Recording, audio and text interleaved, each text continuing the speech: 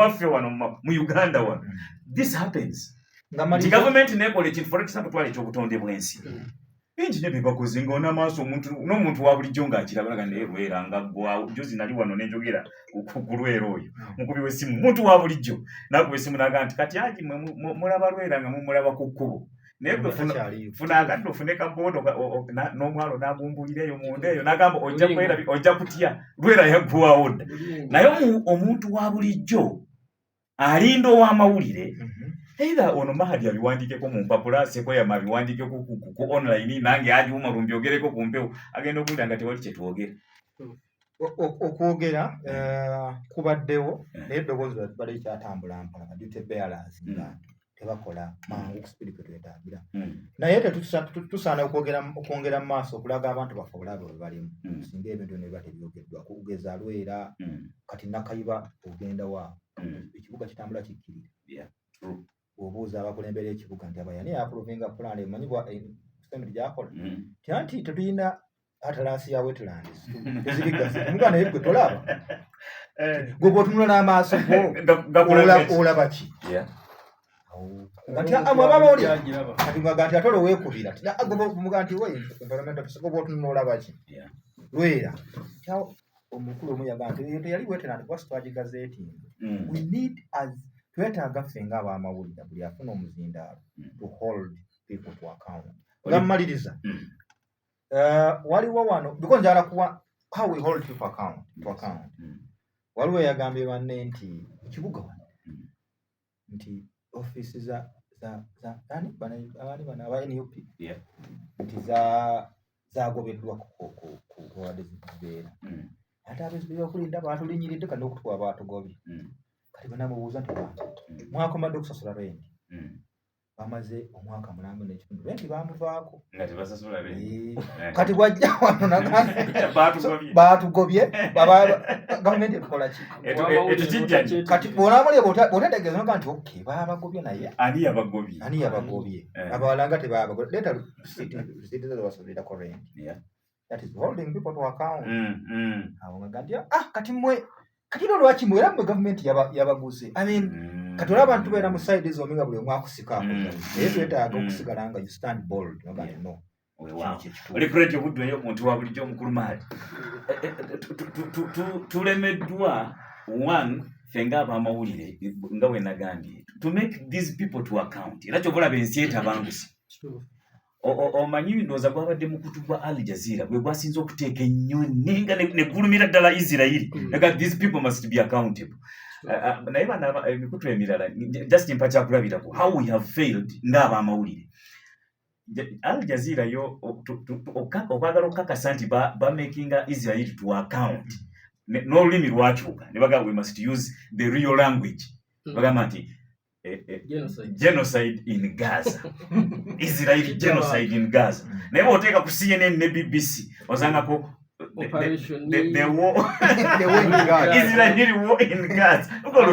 Olutalo owulira gwe bw'oba badde oli muntu wa bulijjo ng'olaba bulabi kikwanguyira okukakasa nti olutalo ate olutalo kya bulijjo abantu bafa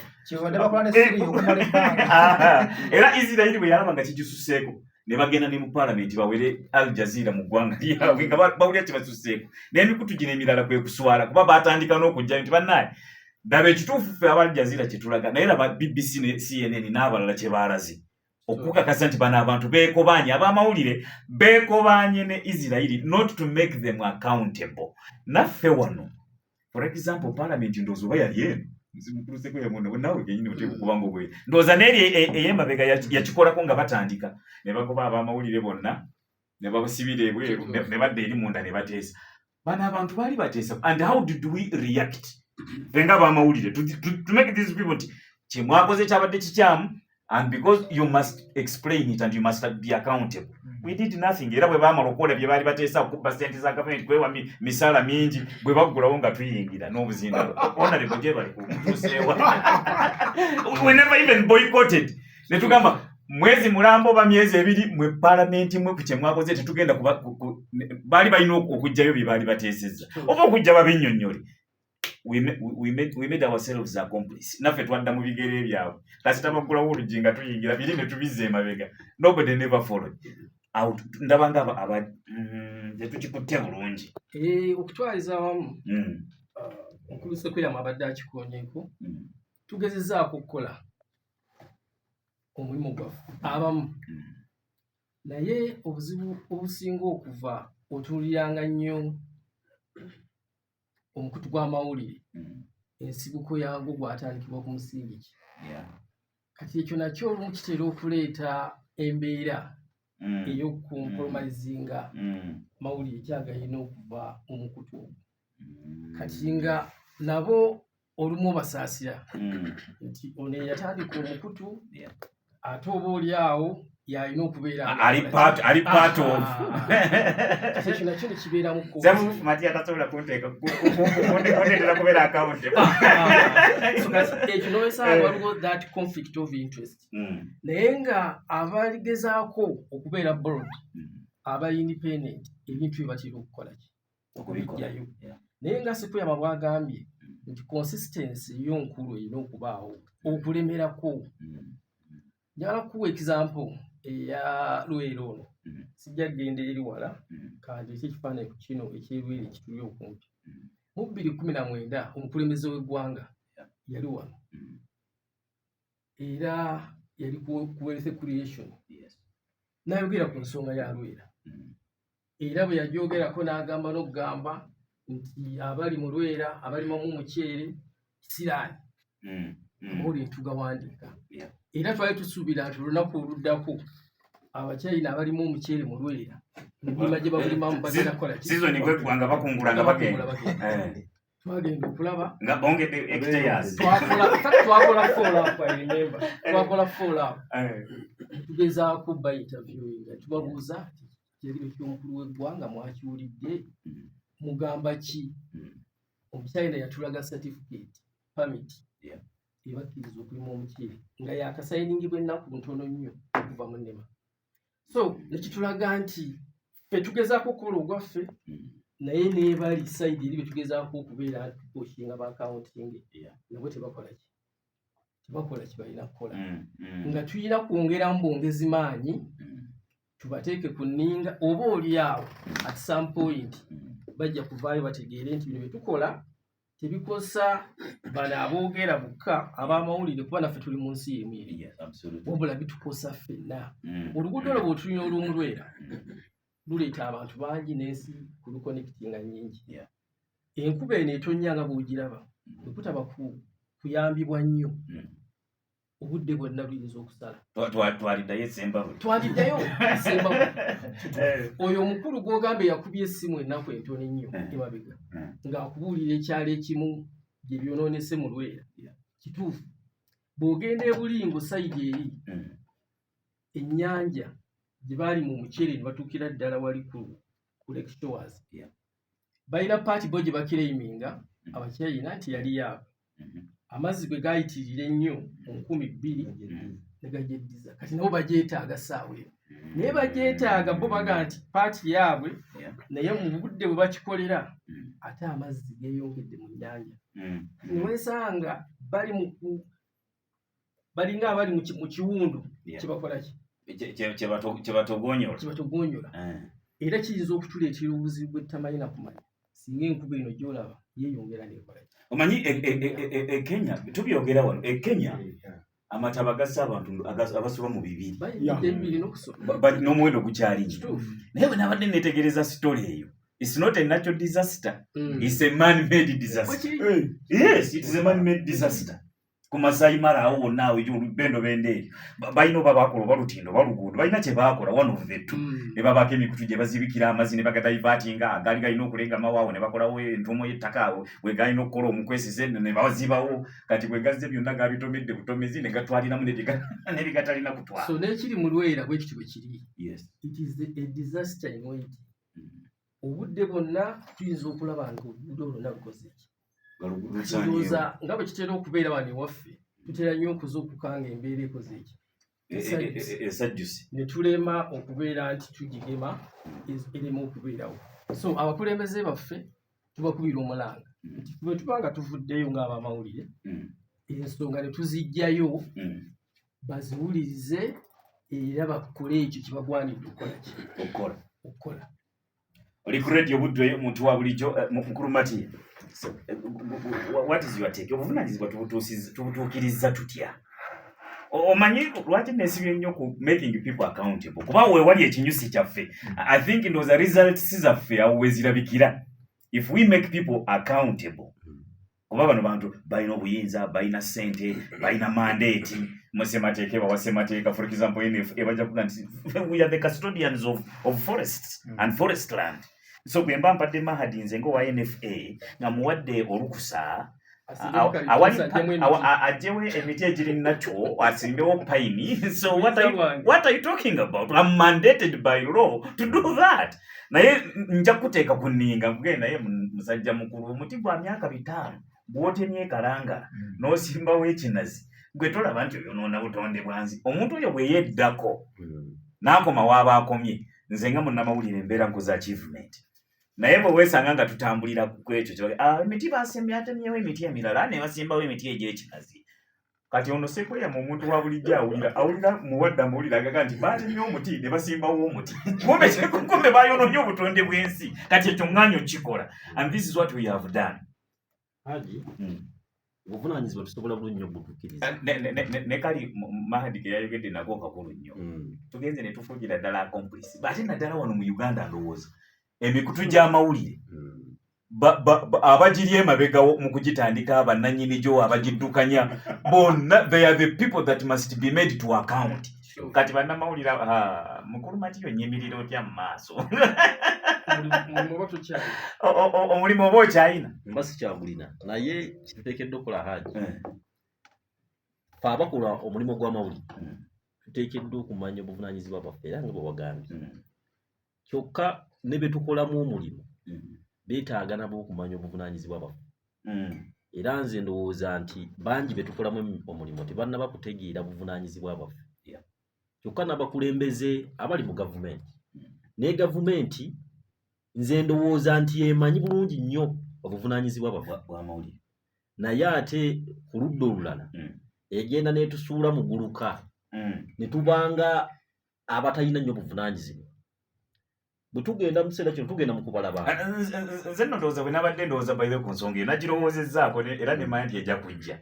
Naye nalowooza nti gavumenti eno emanyi obuvunaanyizibwa bwaffe. Naye ate emanyi n'obunafu bwaffe. Kati mu bunafu bwaffe mwetuyita. Obunafu esobola okuba nga ebitondawo yo kennyini esobola okuba nga eyambako okutondawo obunafu obwo.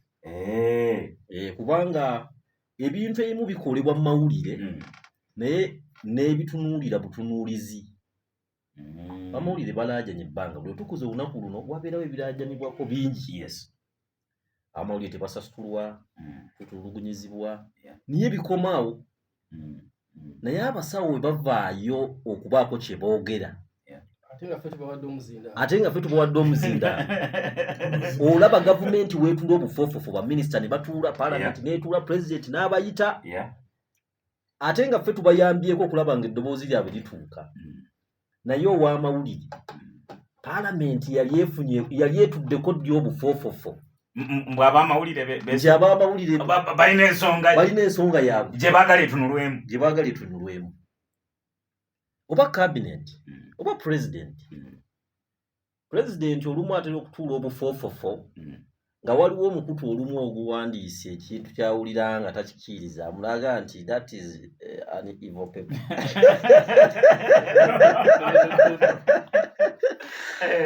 Kakati waliwo obuzibu bw'amaanyi nnyo be tukoleramu abantu baffe okumanya obuvunaanyizibwa bwaffe. Kubanga Haji tulina ne gye tutuuka okusaka amawulire. Oli agamba nti sooka ompeeyo omutwalo. Kuba mmwe muzze kunsaka mu mawulire muzze kukola. Absolutely. Ozze kukola ate nze onzija ku nkumbi yange. I think no that statement entuufu yali badde si be tukoleramu naye be tukola nabo. Bano abantu tukola nabo. Kituufu. Tebannaba kutegeera bulungi. Kati bo batulabanga kiri kyoyogedde batulabanga ffe abakolera mu bo. Ffe tuli mu kukola. Beerabidde tukola nabo. Yes. Kati we wali obuzibu awo gavumenti bwe beeyina ekintu eky'amaanyi kyeyagala okukola kati tugenda mu kubala bantu.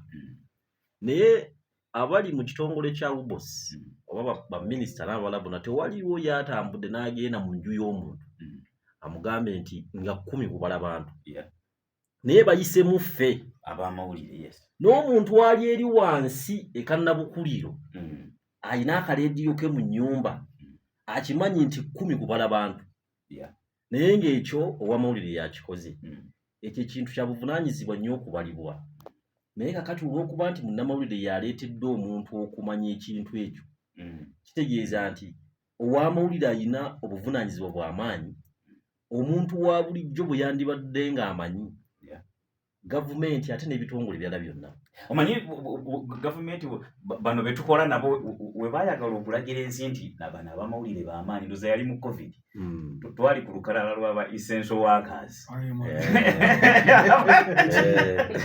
kuba essential abantu bakkiriza tukola nabo tuli b'amaanyi tukola emirimu gya buvunaanyizibwa baatukuumanga n'otukuuma mu kaseera haji ow'amawulire ayamba nnyo omuntu okufunziza omuntu ekintu ekyandibadde ng'ekikalubo n'okusembereza omuntu ensi yonna nga tetunaba kugenda mu gino emikutu emikwanira wala ow'amawulire ye yaliwo okwongera okufunziza omuntu kakati olutalo luli mu Isirayiri mu mbeera eyo luli e Gaza osanga omuntu w'erutoma eri wansi nga alwogerako naye ng'ani alumutegeezezza ow'amawulire olutalo olwa Russia ne Ukraine abantu abamawulire babategeezanga nti terugenda kukomeyo naye nolujja kutuuka abantu nga bakyabitwala nga byakubalaata naye oluvannyuma ennyo baatuuka ne balaba nga capati ebadde ey'ebitaano erinnya etuuse ku 10 naye ng'abamawulire bakibagamba dda nti olutalo terugenda kukomeyo nti naffe tujja kirozaako abawana nti naffe tujja kirozaako naye ekyo asobola okukikola yeew'amawulire okuyambako omuntu okumusembereza ebiri ewala n'abimufunziza wano kumpi n'ategeera nga Ssekwemayo yagambye nti bajeti eno ya butabalika 50 omuntu n'awulira obutabalika kati nga zino ssente nti Uganda yeewola ssente empitirivu billions ziri mu 92 nti naye omwana wo gw'olizaala ne gw'olizaala ayina okusasula obukadde 2 omuntu akiwulira nga takitegeera era tasobola nakukkiriza nti naye ajja kusasula ate mu myaka emingi naye nga asobola okukimufunziza yoyo ow'amawulire era ne tubayambako okubitemaatema omuntu bw'awulira nti abantu 3 bafudde akirabanga ekitali naye bw'omugamba nti baasi nti abantu 3 bakola baasi ezeetikka abantu 10 nti baasi nga 10 oba nga 9 n'omugamba nti ezo baasi zonna zifudde waawo omuntu akwata n'okumutwe n'agamba olaba baasi emu efa abantu ne bakwata ku mutwe ne bagamba nti abantu 10 bafudde naye n'omugamba nti baasi 10 ze zifudde kitegeeza nti omulimu gw'okutegeeza abantu n'okubamanyisa okubafunziza ebintu ebyo okutaputa ne basobola okutegeera abamawulire bagukoze bulungi naye ate gavumenti ekyo yandibadde yina okukitegeera okuyambako abamawulire okulaba nga bakolera mu mbeera ebanguyiza emirimu gyabwe n'okuwulira nga waliwo obunkenke bwefuna singa babeera bayina kyebeetaaze naddala okukolera mu mbeera ennungi sometimes weesanga kankireete bulungi mu Luganda weesanga nga tugenze in cohort tuli mu kkobaane for example omanyi gavumenti yeefuga abantu era gavumenti yeekola amateeka ng'eyitira mu mukono gwayo gwa paalamenti yo gavumenti egenda eri nega nti tukoze tutya abantu bano okubaggyamu omusolo nti tuteekewo etteeka ng'egamba paalamenti mukole etteeka nga buli muntu ayingiza 10 alina okuwa omusolo ku 10 ekyo kyayingiza paalamenti neetuula ega nti etteeka ligambe litya etteeka ligambe nti buli kyogula okitegedde ne baleeta etteeka kati ekitongole ekiramuzi kyo kiriwo okutaputa tteeka eryo nti Matiya wamenye etteeka gavumenti lye yakola ekitegeeza nti ekitongole ekiramuzi n'ekitongole ekya paalamenti biriwo kuyamba gavumenti eno kufuga abantu kutufuga ffe kati naffe ab'amawulire ate kitwawula kuba ffe tetuli nabo era kyo kituyisa fourth estate. We are not the fourth arm of government, we are just the fourth estate. Nti ffe tuliwo kukakaza nti naye abantu bafugibwe bulungi gavumenti wano mugenda mulimba bantu mmwe bano gavumenti eno erimba lineteeka lyerese ligenda kutegeeza kino nakino sukali agenda kweyongera omungi okugenda kweyongera mujja kula bwe muti okitegere kati weesanga nga naffe tugenze in cohoot tugenze mu kkobaane ne gavumenti n'ebitongole byayo byonna naffe tutandika okuwaana etteeka kati bwema ntudde ku muzindalo wano n'owulira nga mpaana etteeka nga ndisiiga n'akazigo naye nga deep down nkimanyi nti etteeka fu ligenda kunyigiriza abantu and we have done that. Ekyo tukikoledde ddala ne tugenda mu kkobaane ne bano betuteekeddwa okuteeka ku nninga nti ensi ebeere ennungi ne twekobaana nabo abantu ne basigala nga bali bokka. Haja ekintu ekyo kituufu naye era nakyo nga bwe twagambye nti ebintu ebimu ebiri naye waliwo ebibireesi. Omukulu ono bwe yadde ayogera yatuwulidde nti entandikwa y'ebitongole ebimu ekyo saaga kiyingira mu nnyo naye entandikwa toyagala kiyingira mu lwaki anti kyekyo kyenjogerako lyekkobaane lyenjogera olwa toyagala kiyingira ati mwami Sekoya Mali yakinyonyodde bulungi sandyagadde wano mu Uganda emikutu gy'amawulire almost 99.9% giri owned by bano bannabyabufuzi n'abakozi ba gavumenti be bali mu bitongole bino be bannannyini byo kati wooyogerera ku kikombe ng'oteeka gavumenti ku nninga essimu weevugira Matiya sikusanga ku leediyo yange kati awo waliwo obuzibu bw'amaanyi nnyo nti gojja kugamba nti njagala kukola ekituufu nti ekituufu kye kino naye bw'opimapimamu ebinaddiri naye bw'opimapimamu okola ekituufu n'omulimu gwange nkole ki ogenda okusanga nga okoze ekitali kituufu. Ate n'ekirala Haji twayogeddeko ne ssente zino nekyo kintu kikulu. Ssente zirina engeri zikyusizaamu ebintu. Eno mu mawulire nga bwe twagambye nti abamawulire balaajana nti tetusasulwa. Omusawo agamba nti nze njagala onnyongeze dokita atandikire ku bukadde 5.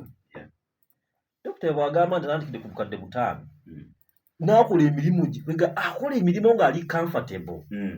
Naye omuntu bw'agamba nti waliyo ab'amawulire abakola naye nga tebasasulwa. Kati gavumenti bwe bayina kyafuuka kya bulijjo kyafuuka kya luyimba. Kati gavumenti bwe banga erina kyeyagala okuyisaawo n'ekwata akakadde kamu bwe kati n'ekawa omuntu akoledde emyaka 3 nga tasasulwa n'emugamba nti kino kitapute bwoti nti gwe gamba nti omuceere gufaanaganira ddala mu butonde n'ekitoogo nti awavudde ekitoogo mu Lwera bwe basimbawo omuceere baba teboonoonye butonde bwansi. Lwaki taakyogere? Nzira ku muzindalo wano n'ekyogerera okumala essaawa 2 noga nti kino kiri bwe kiti naye nga ekikwogeza ekyo bakuwadde akakadde naye ng'omuntu asasula obukadde 5 ne bw'omuwa akakadde alaba nga atamuwadde nnyo kuba era n'omwezi guno agenda kukafuna. Eyo tugenda kutuukayo kuba kwe byemu ku kusomoozebwa kwe nayagadde tutunuulire okusoomooza ebitongole by'amawulire n'abamawulire oba n'amawulire enjeno naye teweerabira mukulu Sekoya Mono yayogeddeko ne ku bukugu. Bannamawulire bangi tuli mu mawulire naye ng'obukugu tewali. We cannot interpret. Tetusobola kutaputa kyetulabye n'amaaso nga ne ono akyogedde bw'ati naye ategeeza ki kino bakikoze bwe bati naye kitegeeza ki luno oluguudo nga ndaba nga lwe bakoze obubi bano nga baatugambye nti oluguudo bagenda kulukola mu myezi 2 nga tuli mu myezi 4 tebannakola kangende bateeke ku nninga. We don't do that. Ekira kirina ensibuko yakyo ani alondola ebitongole by'amawulire ebitongole ebiri gavumenti yabisaawo naye olowooza UCC temanyi nti emikutu gy'amawulire mingi nnyo abakozi bezikozesa sibakugu kubanga era tosobola kubeera mu busawo nga toli musawo. Absolutely. Era bakulondoola naye emikutu gy'amawulire by the way you have a point bw'oba tosobola kubeera mu sawo mu busawo lwaki osobola okubeera mu namawulire mu mawulire